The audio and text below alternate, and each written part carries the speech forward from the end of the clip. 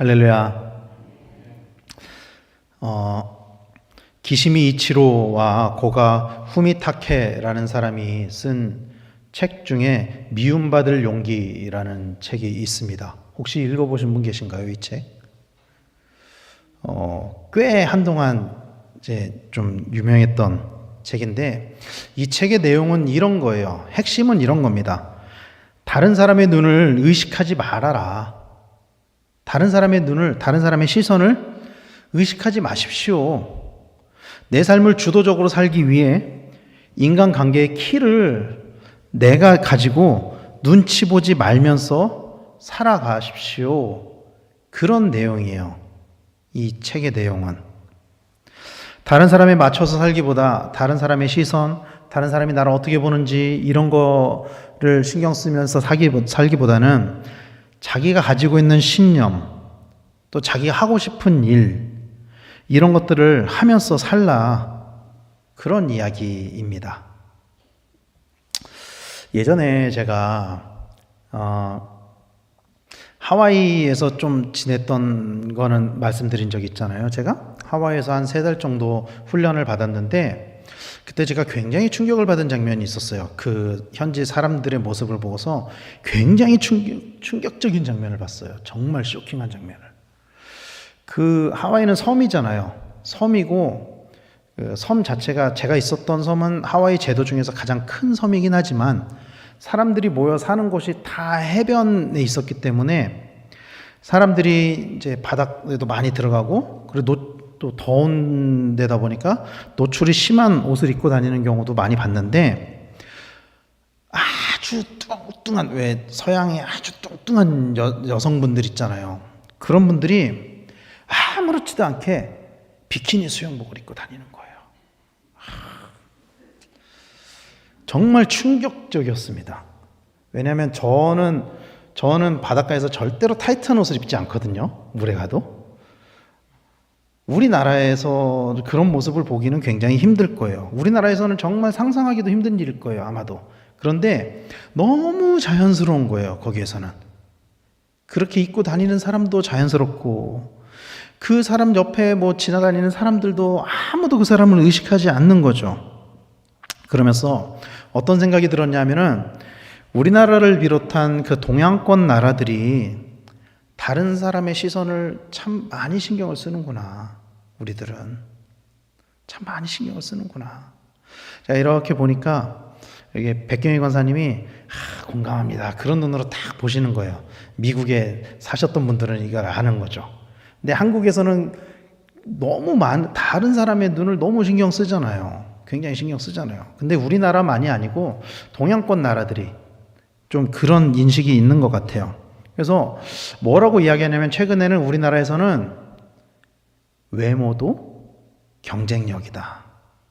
이런 이야기들을 참 많이 해요. 외모도 경쟁력이다. 저는 동의하진 않습니다. 저는 동의하진 않아요. 그래서는 안 된다고 생각해요. 그런데 사람들은 공공연하게 그렇게 얘기를 해요. 외모도 경쟁력입니다. 왜냐하면 그 사람의 외모를 중요하게 여기기 때문이에요. 우리 사회가. 제가 얼마 전에 제 아내랑 이렇게 뉴스를 보다가 어떤 한 방송사의 뉴스를 보고 또 다른 방송사의 뉴스를 이렇게 봤는데, 유독 이 방송사는 기자들이 너무 잘생기고 너무 예쁜 거예요. 기자인데. 그래서 제가 아내한테 여기는 기자들을 뽑을 때 이렇게 외모도 보는 것 같다. 되게 기자들이 어떻게 다 예쁘고 다 잘생기고 그러지? 그랬더니 똑같은 조건이면 이왕이면 더 보기 그 방송에 나온 사람이니까 비주얼적으로 좋은 사람을 뽑겠지 그러더라고요. 이게 우리 사회의 인식이거든요.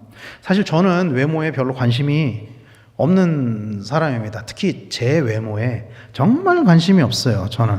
그래서 저를 꾸민다거나 하는 일에 정말 1도 관심이 없었고, 지금도 사실 별로 관심이 없어요.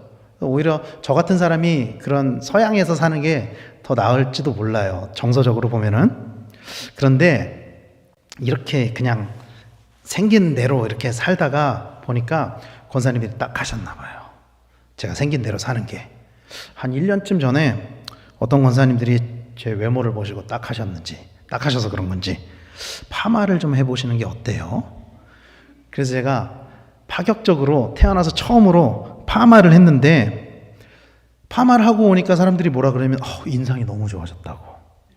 그래서 제가 얼마 전에 파마하기 전에 제가 설교했던 영상을 딱 보고 파마하고 나서 설교한 영상을 보니까 인상이 너무 다른 거예요. 제가 봐도 이게 너무 다른 거예요. 다른 사람에게 어떻게 보여지느냐 하는 거는 사실 우리 사회에서는 굉장히 중요한 문제예요. 인정하기 싫어도 인정할 수밖에 없어요. 우리가 안 그런 척하고 있어도 거의 대부분 그런 정서를 가지고 있어요. 그래서 많은 사람들이 나에 대한 오해가 생길 때, 특히 부정적인 오해가 생길 때 굉장히 민감하게 반응해요. 교회 안에서도 그래요. 교회 안에서도. 자기에 대해서 헛소문이 떠돌아다닌다? 굉장히 민감하게 반응합니다. 굉장히 화를 내고 그걸 못 견뎌 하죠. 그런 것들을. 이게 옳다 그르다, 뭐 좋다 나쁘다를 떠나서 우리 사회, 대한민국의 사람들이 일반적으로 가지고 있는 인식이라는 거예요. 이게. 그런데 오늘 본문을 보면은 예수님은 그런 다른 사람의 시선을 생각하지는 않으셨던 것 같아요. 예수님은 그런 정서를 가지고 있지는 않으셨던 것 같아요. 서양 사람이라 그런가? 왜 그런 것들이 없었을까요? 예수님은 그런 건 없었던 것 같아요. 자, 오늘 말씀을 보면은 오늘 말씀의 배경이 되는 시간은 유대인의 명절인 초막절 즈음이라고 말씀하고 있어요. 초막절. 자, 초막절이 언제냐면은 가을 추수감사절 즈음에 있는 절기거든요. 그리고 이 초막절이 어느 시점에 초막절이냐면은 이 초막절이랑 유월절이 대략 한 6개월 정도 그 시간이 있는데, 이 초막절 다음 6개월 후의 유월절에 예수님이 십자가에 못 박히시게 돼요. 예수님의 공생애를 3년이라고 가정을 한다면은, 일반적으로 3년이라고 이야기를 하잖아요. 3년이라고 가정을 한다면은 이때는 예수님이 공생애를 시작하신 지 2년 반 정도 지났을 때, 2년에서 2년 반 혹은 뭐 3년보다 더 길다면 그보다 더 오랜 시간을 공생애 기간을 보냈을 때인 거죠. 그리고 그 2년이 넘는 시간 동안 예수님은 뭘 하셨냐면은 많은 병자들을 고치시고 복음을 전하시고 가르치시고 전파하시고 이런 사역들을 행하셨죠. 불과 얼마 전에 특히 예수님이 어떤 일을 행하셨냐면, 이 초막절 얼마 전에 보면 오늘 우리가 읽은 본문이 7장 본문이잖아요. 6장에 어떤 사건이 기록되어 있냐면은 오병이어 사건이 기록되어 있어요. 오병이어. 예수님께서는 이 초막절 즈음, 이 오늘 본문의 말씀, 이 얼마 전에 어떤 이적을 행하셨냐면은 오병이어 5,000명을 먹이는 그 이적을 행하셨고, 그리고 그때 사람들의 반응은 예수님을 왕으로 모시려고 했어요. 예수님은 당시에 대중적인 인기가 하늘을 찔렀었고 정말 인기가 많았고, 그런 소문은 예수님의 가족들에게도 들려졌겠죠. 그래서 오늘 본문을 보면은 예수님의 동생들이 명절이 되자 예수님에게 이렇게 이야기를 합니다. 오늘 보면 3절, 4절 말씀을 우리말 성경으로 이렇게 말씀을 해요. 예수의 동생들이 예수께 말했습니다. 이곳을 떠나 유대로 가십시오. 그래서 형님이 하는 일을 형님의 제자들도 보게 하십시오. 세상에 알려지기를 바라면서 숨어서 행동하는 사람은 없습니다. 형님이 이런 일을 할 바에는 자신을 세상에 드러내십시오. 라고 동생들이 예수님에게 이렇게 권유를 해요. 이렇게 이야기하는 동생들의 심리는 뭐였을까요? 어떤 마음으로, 어떤 생각으로 이렇게 예수님께 권유를 했을까요? 아마도 제가 동생이었다면 이런 마음을 가지고 있었을 것 같아요. 예수님의 대중적인 인기를 통해서, 야, 이게 예수님이 사람들한테 이렇게 인기가 많아지면은 나한테도 뭔가 이익이 오지 않을까? 나한테도 뭔가 좋은 게 오지 않을까? 그러니까 보면은 이 직전에 사람들이 예수님을 왕으로 모시려고 했다 그랬잖아요. 오병이어 사건 때. 이걸 봤단 말이에요. 예수님을 왕으로 모시려고 한 것을 보고 듣고 그랬기 때문에 그래서 예수님이 진짜로 사람들이 막 예수님한테 열광을 해서 이 사회가 뒤집어져서 예수님이 왕이 되면은 우리는 왕의 동생들, 이런 마음을 가지고 예수님을 보내지 않았을까? 저라면은 그런 생각을 하지 않았을까 싶어요. 분명한 사실은 예수님의 동생들, 성경에 보면은 예수님의 동생이 4명이 기록이 되어 있거든요. 야고보, 요셉, 유다, 시몬, 이렇게 4명이 기록이 되어 있는데, 아마도 이 동생들이 이렇게 이야기한 것은, 분명한 것은 사실은 예수님의 메시아 사역을 이해하지 못했기 때문이에요. 예수님의 메시아적인 사역을 이해하지 못하고 그런 세상적인 시선을 가지고 있었기 때문에 예수님을 예루살렘으로 보내려고 했던 것 같아요. 예수님의 생애를 보면은 유대 땅 예루살렘은 예수님 사역의 절정을 이루는 곳입니다. 예수님 사역의 핵심지예요. 그리고 그 절정은, 예수님 사역의 절정은 단연 십자가와 부활입니다.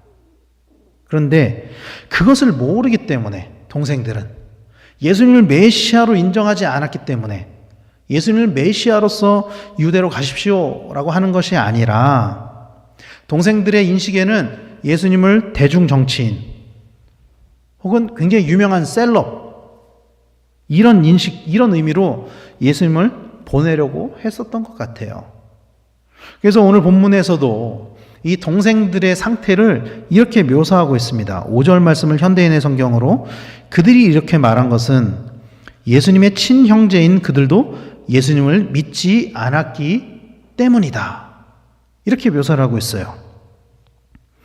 오히려 예수님을 믿지 않았기 때문에 명절에 사람들이 모여있는 유대로 예수님을 가라고 한 것이죠. 그러니까 이게 무슨 뜻이냐면은, 예수님을 메시아로 인정하고 예수님의 핵심 사역이 무엇인지를 알고 있었다면, 이해하고 있었다면, 동생으로서 형을 그 십자가의 고난의 장소로 보낼 수 있었겠느냐는 거예요. 보낼 수 없죠, 동생으로서. 형님, 유대로 가십시오. 가면 십자가가 기다리고 있을 것입니다. 이 십자가와 예수님의 그 메시아적인 사역을 알지 못했기 때문에, 형님, 유대로 가십시오. 그 사람들이 많은 곳에 가서 형님이 이야기하는 그 복음을 전파하십시오. 그럼 형님의 인기가 더 높아질 겁니다. 이 동생들은 예수님을 메시아로 믿지 않았어요. 믿지 않았어요. 여기서 믿지 않았다로 번역된 헬라어가 우대에 피스티온이라는 단어를 쓰는데, 여기서 피스티온, 비슷한 단어 혹시 들어본 거 있으세요? 굉장히 유명한 헬라어 단어가 있습니다. 피스티온. 이 헬라어 피스티온의 원래 단어가 뭐냐면 피스토스예요. 피스토스. 들어보셨죠? 피스토스, 성경에서는 대체로 뭐로 번역이 되냐면 믿음 혹은 충성, 이렇게 번역이 돼요. 그런데 이 피스토스가 피스튜온으로 쓰여졌다는 것은 이 어법이 바뀌었다는 뜻이거든요. 이 문법적으로 어떻게 쓰였냐면 3인칭, 복수, 미완료, 능동태, 직설법. 몰라도 돼요. 이건 몰라도 되는 거예요. 그냥 저도 그냥 읽어드리는 거예요. 몰라도 됩니다. 핵심적으로는 무슨 뜻이냐면은 이런 거예요. 지속적으로. 그런데 이 앞에 우대란 단어가 쓰여졌다 그랬잖아요. 이 우대가 부정을 나타내는 것이거든요. not, never, no, 뭐 이런 뜻이에요. 그래서 형제들이 예수님을 그 순간에 나 못 믿겠어, 이게 아니고 그냥 지속적으로 계속 못 믿어왔던 거예요. 예수님의 사역을, 메시아적인 사역을 계속 못 믿어왔었던 거예요, 형제들이. 이 예수님에 대한 형제들의 불신은 어제 오늘의 일이 아니었다라는 것입니다. 예수님의 이적을 형제들도 눈으로 봤을 거예요. 그리고 소문으로 들었겠죠. 그런데 형제들에게 예수님은 여전히 어떻게 인식되어졌냐면 하나님의 아들이 아니라, 메시아가 아니라 일종의 당시 사회적으로 예수님에 대한 인식이 이런 게 있었잖아요. 일종의 이단 사상을 전파하는 유명인. 그러니까 유대인의 관점으로 보면 예수님은 이단이란 말이에요. 자기가 하나님의 아들이라고 주장을 하니까. 유대교의 관점으로 보면은. 동생들도 그런 관점으로 예수님을 보고 있었던 것 같다라는 거예요. 그래서 예수님께서 보면은, 성경에 보면은 예수님이 사역을 하실 때 예수님을 말리려고 하는 말리려고 형제들이 예수님에게 찾아오는 장면이 나오거든요. 마태복음 12장 46절 47절 말씀에 현대인의 성경으로는 예수님이 아직 군중에게 말씀하고 계실 때 예수님의 어머니와 형제들이 예수님께 드릴 말씀이 있다고 찾아왔다. 그래서 어떤 사람이 예수께 선생님, 어머니와 형제분들이 선생님을 만나려고 밖에서 기다립니다 라고 했을 때 예수님이 뭐라고 말씀하시냐면 진정한 가족은 저 사람들이 내 진정한 가족이 아니라 하나님의 뜻대로 행하는 자, 하나님의 뜻대로 행하는 자가 형제요, 자매요, 모친이다. 이렇게 말씀을 하세요. 예수님이. 형제들은 지속적으로 예수님의 메시아됨을 믿지 않았었던 것 같아요. 그런 형제들에게 예수님께서 이렇게 말씀하시죠. 8절 말씀에 너희는 명절로 올라가라. 내 때가 아직 차지 못하였으니 나는 이 명절에 아직 올라가지 아니하노라. 자, 이렇게 말씀하시고 너희는 먼저 올라가. 내 때가 아직 아니야. 너희는 가. 이렇게 말씀하시고 실제로 갈릴리에 머물러 계셨어요. 형제들은 가고. 여기서 이야기하는 예수님의 때는 언제를 말씀하는 거죠? 십자가의 때. 십자가의 때. 아직 예수님의 그 사역의 십자가의 때가 이르지 않았기 때문에 예수님은 유대에 올라가지 않으셨다라는 거예요. 그렇게 형제들에게 이야기를 했어요. 그러면서 예수님이 한 가지 핑계를 더 대셨거든요. 형제들에게. 그 말씀이 7절 말씀입니다. 7절에 보면은 세상이 너희를 미워하지 아니하되 나를 미워하나니 이는 내가 세상의 일들을 악하다고 증언함이라. 세상이 예수님을 미워한다고 말씀하세요. 형제들에게. 자, 보세요. 사실 형제들이 보는 예수님은 어떻게 보였냐면은 대중적인 인기를 누리는 사람이었단 말이에요. 사람들을 몰고 다녔단 말이에요, 예수님은. 심지어는 예수님을 왕으로 모시려고도 했어요, 사람들이. 형제들은 이것을 바라보고 있었어요. 그런데 예수님의 눈에는 어떤 것들이 보였냐면은 자신을 죽이려고 핍박하는 유대인들의 정치 지도자들이 보였어요. 그리고 그들의 계략이 보였다는 거예요. 그래서 그런 핑계를 대고 명절에 유다로 올라가지 않으셨다라는 거죠. 사실 유대 율법에 의하면은 성인 남성은 유대인의 명절에 성전에 올라가야 되잖아요. 그래서 예수님도 성전에 올라가셨단 말이에요. 꾸준히. 그런데 나 안 갈 거야. 너희들은 가. 세상이 나를 미워해. 너희들은 가. 아직 너희들은 미워하지 않으니까 너희는 가도 돼. 근데 세상이 나를 미워하니까 나는 안 갈 거야. 그런데 우리가 읽진 않았지만 사실 예수님은 율법대로 성전에 올라가셨죠. 올라가셨습니다. 10절 말씀에 보면은 그 형제들이 명절에 올라간 후에 자기도 올라가시되 나타내지 않고 은밀히 가시니라. 이렇게 말씀하세요. 은밀히 가셨대요. 예수님께서. 몰래 가셔야 할 이유가 있었을까요? 형제들의 인식대로 형제들은 이렇게 생각했을 거 아니에요. 사람들을 더 많이 선동할 수 있을 것이다. 그런데 그걸 떠나서 예수님의 메시아적인 사역을 이해한다고 가정을 해도 가서 사람들을 몰고 다니면서 한 사람이라도 더 구하기 위해서 전도를 하는 게 더 낫지 않았겠느냐 하는 것이죠. 사실은 이게 일반적인 사람들의 시선일 거예요. 그런데 예수님은 그런 대중적인 관심을 받으려고 사역을 하신 것이 아니에요. 대중적인 인기를 얻으려고 사역을 하신 것이 아니에요. 예수님은 사람들에게 어떤 인기를 얻기 위해서 그 인기를 얻을 수 있는 곳으로 다니시는 분이 아니시라는 거예요. 예수님을 필요로 하시는 곳에 가시는 분이세요. 예수님은 낮은 곳으로 찾아가는 분이세요. 그래서 사람들이 저쪽으로 가시는 게 예수님에게 더 좋을 것 같습니다. 더 많은 사람들이 모이고 더 인기가 있을 것 같습니다. 그거를 따르시지 않으시는 분이라는 거예요. 예수님은 오히려 나를 정말로 필요로 하는 곳, 그런 곳으로 가셨다라는 거예요. 사람들의 시선을 의식하지 않고 복음이 필요한 곳으로 찾아가셨다라는 것입니다.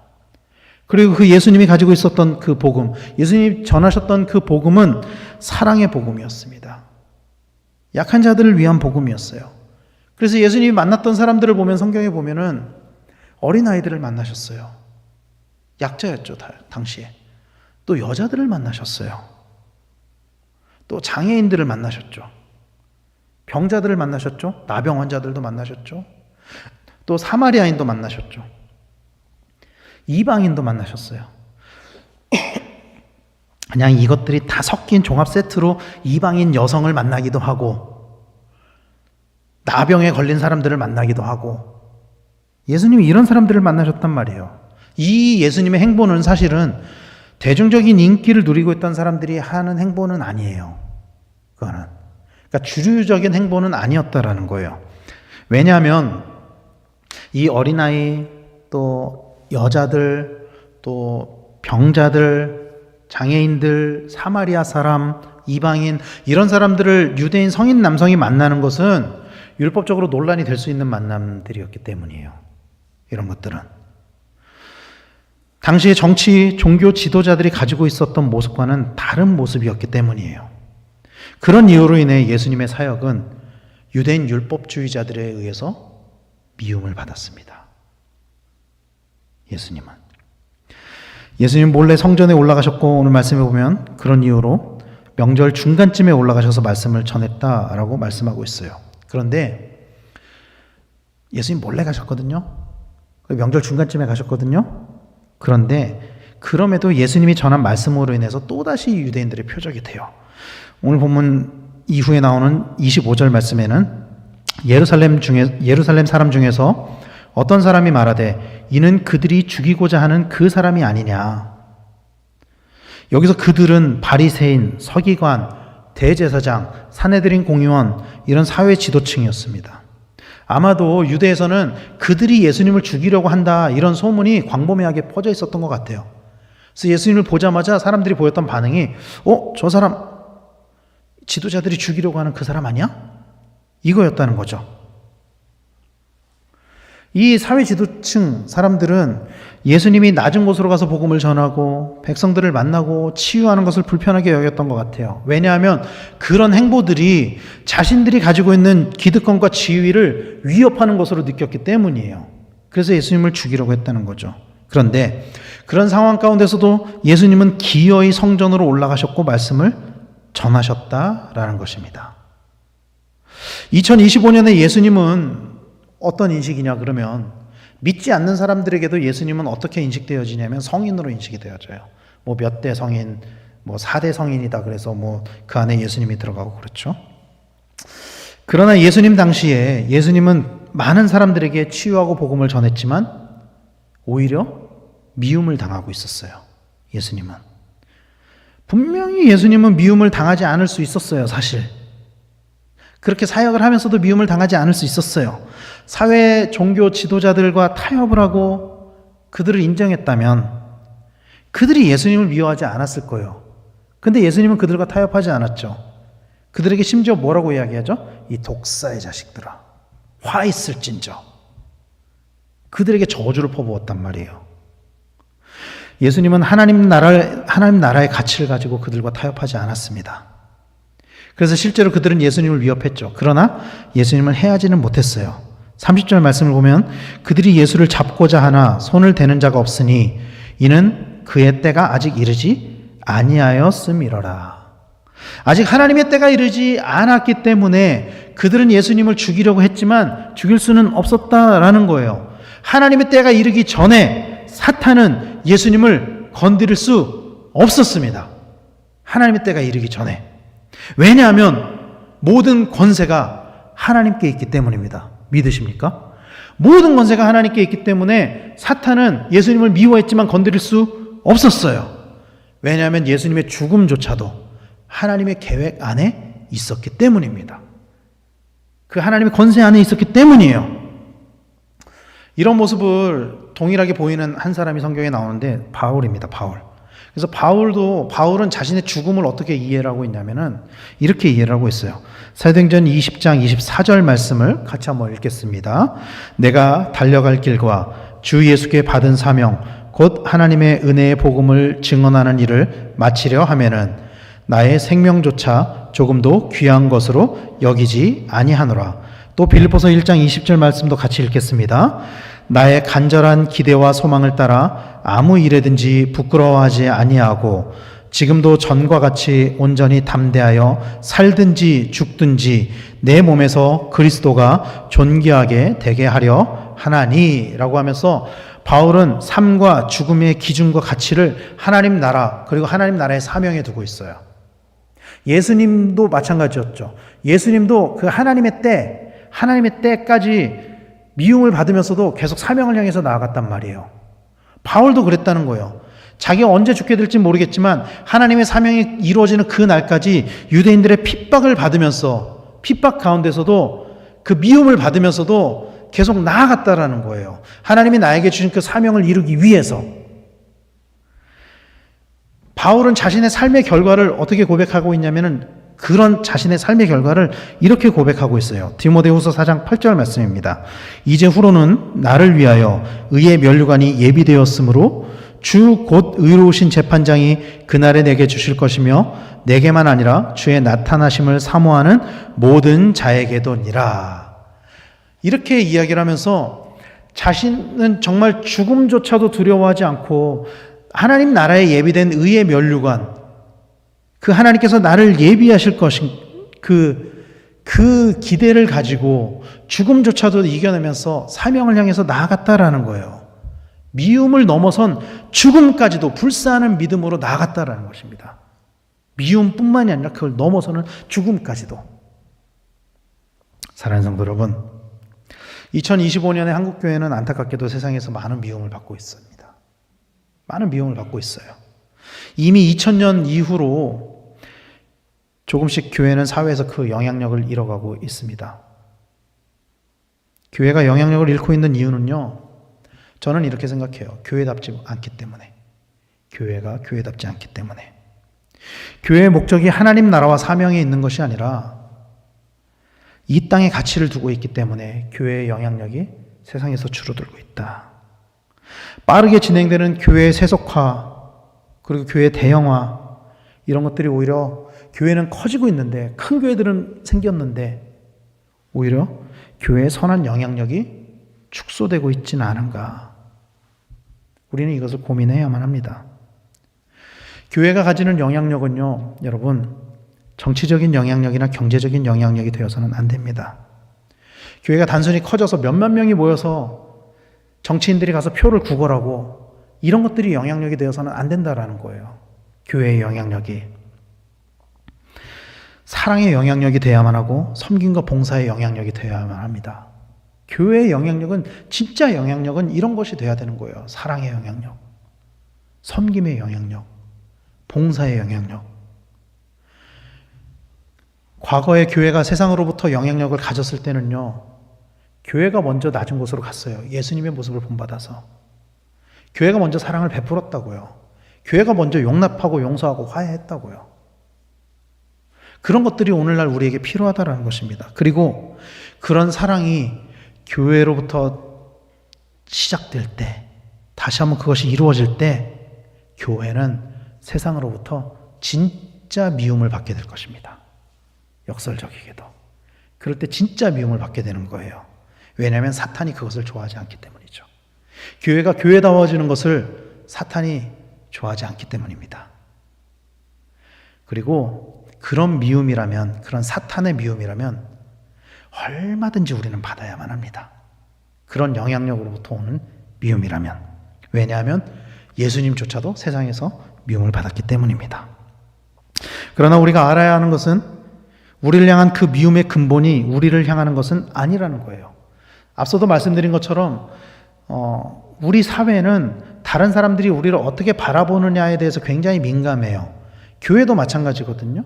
교회도 이 지역사회에서 교회를 어떻게 바라보느냐에 대해서 굉장히 민감한 부분들이 있어요. 사실. 목사님을 어떻게 바라보고, 교회를 어떻게 바라보고. 그런데 우리가 가지고 있는 영향력이 사랑의 영향력이라면, 섬김의 영향력이라면, 그것으로 인해서 미움을 받는 것이라면은 우리는 그것을 감당해야 된다는 거예요. 왜냐하면 우리를 미워하는 그 미움이, 내가 그것을 당하는 시선은 불편하고 싫을지 모르겠지만, 그런데 그 미움의 근본은 내가 아니라 우리의 주인 대신 예수님이 있기 때문이라는 거예요. 예수님이기 때문이라는 거예요. 그것이. 우리를 미워하는 것이 교회의 머리가 예수님이기 때문에 미워하게 되는 미움이라면 우리는 그 미움을 받을 용기가 필요하다는 거예요. 교회는 그리스도의 몸이라고 성경은 말씀하고 있습니다. 예수님께서는 미움을 받을 용기를 가지고 죽음까지도 불사하면서 끝까지 복음을 전하셨거든요. 사랑을 전하셨거든요. 섬기셨거든요. 낮은 곳으로 행하셨거든요. 그러므로 우리 또한 세상의 미움을 받을 용기가 있어야만 한다라는 것입니다. 우리도 그런 용기가 있어야 된다라는 거예요. 사랑으로부터 나오는 그 영향력으로 인한 미움의 용기. 그러나 그 미움은 세속적인 것이나 정치적인 것이나 이해 타산적인 것이 되어서는 안 돼요. 그런 것들로 인해서 교회가 미움을 받으면 안 됩니다. 그렇게 미움을 받으면 안 돼요. 교회의 미움을 받는 이유가 내가 돼서는 안 돼요. 목사님이 되어서는 안 돼요. 교회가 미움을 받는 이유가 세상을 사랑하고 긍휼히 여기고 세상을 구원하기 위한 마음을 가지고 있기 때문에 그런 이유로 미움을 받아야만 한다라는 거예요. 교회의 주인이 예수님이기 때문에 미움을 받아야만 한다는 것입니다. 오늘 본문에서 예수님께서는 세상에 아직, 그러니까 초막절 당시만 해도 예수님을 따르는 사람들을 미워하지 않는다라고 말씀하세요. 7절 말씀에 세상이 너희를 미워하지 아니하되 나를 미워하나니 이는 내가 세상의 일을 악하다고 증언함이라. 세상이 아직은 예수님을 따르는 자들을 미워하지 않는다라고 말씀하고 있어요. 정확히는 예수님의 동생들에게 이야기를 한 거죠, 이 말씀은. 그러나 예수님의 동생들뿐만이 아니라 예수님을 따르는 사람들을 세상이 미워하지 않았어요. 그때까지만 해도. 그들에게는 그 예수님의 영향력이 아직 없었기 때문이에요. 예수님만 미워했죠. 그런데 이후에 예수님께서 뭐라고 말씀하시냐면요. 6개월이 지나고 나서 6월절이 되잖아요. 예수님이 마지막 6월절을 맞이하시면서 제자들에게 뭐라고 말씀하시냐면은 세상이 우리를 미워하게 될 것이다. 교회를 미워하게 될 것이다. 이렇게 말씀하세요. 요한복음 15장 18절 19절에 이건 한번 같이 읽겠습니다. 시작. 세상이 너희를 미워하면 너희보다 먼저 나를 미워한 줄을 알라. 너희가 세상에 속하였으면 세상이 자기의 것을 사랑할 것이나 너희는 세상에 속한 자가 아니요 도리어 내가 너희를 세상에서 택하였기 때문에 세상이 너희를 미워하느니라. 아멘. 예수님이 세상 가운데서 우리를 택하셨기 때문에 세상이 우리를 미워할 것이다. 예수님이 이렇게 말씀하시는 거예요. 우리가 미움을 당하는 이유가 여기에 있어야 된다는 거예요. 예수님이 우리를 택하셨기 때문에. 예수님이 하셨던 그 사역, 그러니까 예수님이 미움을 당했던 이유를 요한복음 7장에서는 내가 세상의 일을 악하다고 증언함이라 이렇게 말씀하고 있거든요. 세상에서 사탄이 하는 그 일들, 그 악한 일들, 사람들을 미워하고 서로 싸우고 괴롭히고 이런 일들이 이런 나쁜 일들을 나쁘다고 하는 것들, 이런 것들을 우리가 대신하기 때문에 세상이 우리를 미워하게 될 것이다 라고 성경은 말씀하고 있는 거예요. 예수님이 그렇게 말씀하시고 있는 거예요. 예수님이 하셨던 그 사역을 교회가 대신하기 때문에 그런 이유로 세상의 교회를 미워하게 될 것이다. 그래서 그것은 우리를 향한 미움과 증오가 아니라 예수님을 향한 미움과 증오라는 것을 우리는 깨달아야만 해요. 그리고 예수님을 미워한다는 것은 결국에는 하나님을 미워하는 거예요. 요한복음 15장 23절에 이렇게 말씀하세요. 나를 미워하는 자는 또 내 아버지를 미워하느니라. 그러니까 결국에는 우리의 선한 영향력으로 인해서 교회가 세상의 가치관과 다르게 사랑의 가치관으로 무장하고 믿음으로 섬김으로 겸손함으로 무장하는 그런 이유로 인해서 미움을 당할 때 그 미움은 교회를 향한 미움이 아니라 결국에는 하나님을 향한 미움이라는 거예요. 하나님을 대적하는 것이라는 거예요. 그것이. 결국 우리를 미워하는 것은 하나님을 미워하는 것입니다. 하나님을 믿는다는 유대인들이 오늘 본문에서는 기독교인들을 핍박하면서 사실은 하나님을 미워하게 되는 것이죠. 그런 아이러니가 나타나는 거예요. 예수님을 핍박하는 것은, 예수님을 미워하는 것은. 예수님을 유대인들이 미워하잖아요. 핍박하잖아요. 사도 바울을 누가 핍박하죠? 로마 사람들이 핍박했나요? 아니에요. 바울이 마지막에 죽음은 네로 박해 때 네로에 의해서 죽음을 당하지만 그 전에 바울이 당했던 그 모든 핍박은 거의 대부분이 유대인들에 의한 핍박이었어요. 하나님을 믿는다는 유대인들이 예수님을 핍박했다고요. 그리고 그것은 결국엔 하나님을 미워하는 것이라는 것이죠. 미움을 당하는 것은 결코 행복하고 즐거운 일은 아니에요.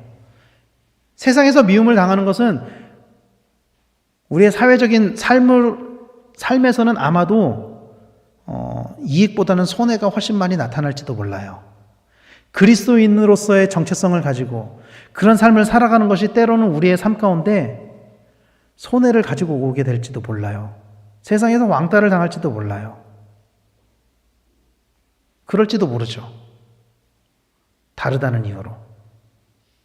그러나 그럼에도 불구하고 성경은 우리에게 기쁨이 넘치다라고 말씀하고 있어요. 그런 이유로.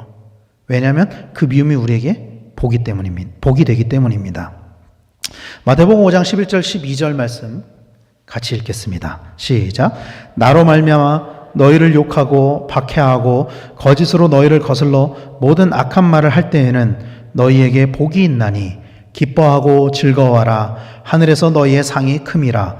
너희 전에 있던 선지자들도 이같이 박해하였느니라. 아멘.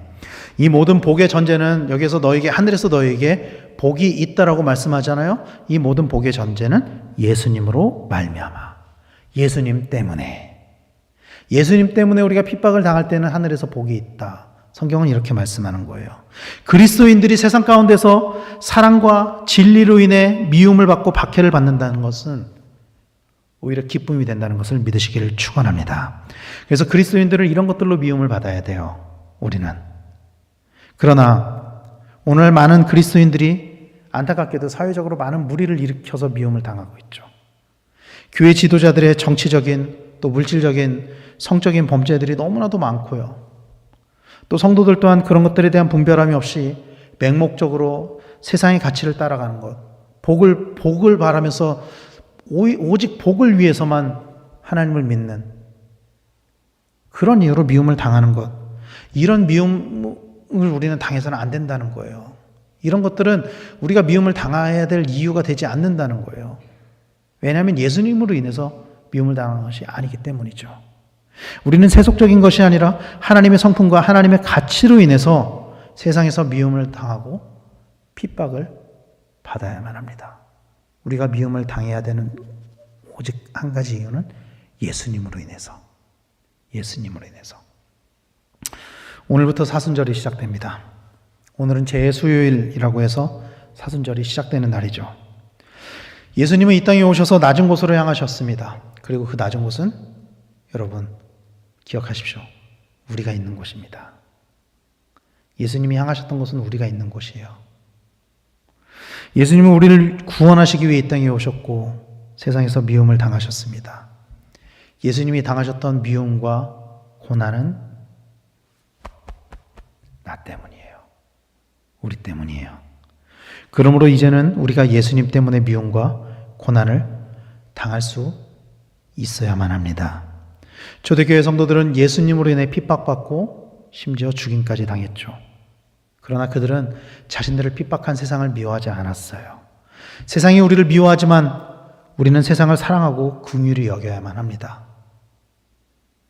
진리를 따르지 않는 세상 가운데서 진리를 전파하고 구원받지 못한 영혼들이 구원을 얻을 수 있도록 세상은 우리를 미워할 수 있지만 우리는 그들을 긍휼히 여겨야 돼요. 불쌍히 여겨야 돼요. 복음을 모르는 것에 대해서, 진리를 모르는 것에 대해서 불쌍히 여겨야만 합니다. 세상은 그런 이유로 우리를 미워할 거예요. 그러나 우리는 그런 미움을 받을 용기를 가져야만 합니다. 예수님께서는 그런 용기를 가진 자들에게 이렇게 말씀하셨어요. 요한복음 16장 33절에 이것을 너희에게 이르는 것은 너희로 내 안에서 평안을 누리게 하려 함이라. 세상에서는 너희가 환난을 당하나 담대하라. 내가 세상을 이기었노라. 아멘. 예수님으로 인해 당하는 환난은 세상을 이기신 예수님으로 인해 담대하게 이길 수 있다는 것을 믿으시기를 축원합니다. 사랑하는 성도 여러분, 우리 모두가 예수님으로 인해 미움을 받을 수 있는 성도님들이 되시길 바랍니다. 예수님으로 인해 우리가 그리스도인이라는 것을 세상에 커밍아웃 하시길 바랍니다. 그리스도인으로서의 정체성을 가지고 살아가시길 바랍니다. 그리스도인의 가치를 가지고 살아가시길 바랍니다. 그래서 그리스도인으로서 세상에서 구별되고 그로 인해 오직 주님만이 주인 되는 삶을 살아가는 우리 성도님들 되시기를 바랍니다. 우리 주인 되신 예수님을 향한 믿음으로 비록 세상에서는 미움을 당하지만 오히려 하나님께는 복을 받고 영원한 하나님 나라에서 많은 상급을 얻는 그런 우리 귀한 강백교회 성도님들 다 되시기를 예수님의 이름으로 간절히 축원합니다. 기도하겠습니다.